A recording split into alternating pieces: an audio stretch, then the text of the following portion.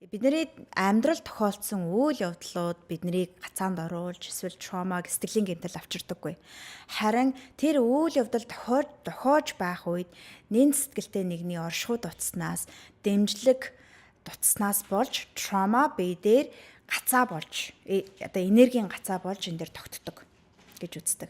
Тэгээд тэнд ингээ гацаа байгаад байна. Оюун санаагаараа магадгүй энэ бодлуудаа өөрчлөгээ тэр нь ингээ тохирж байгаа боловч тэг цааталын гацаа гараагүй байгаа учраас бидээр чангарал байгаа хэвээрээ зүрхний цохилт одоочлол маш хүчтэй хурдан цохилдог хэвээрээ эрүүний чангарал хэвээрээ нүд маш их хурдан цохилдог одоо завчдаг хэвээрээ те одоо миний хувьд бол маш их нүд хурдан цохилдог завчдаг байгаа. Тэгээд гидсэн чангарсан хэвээрээ амьсгалан төгжигдсэн хэвээрээ байгаад.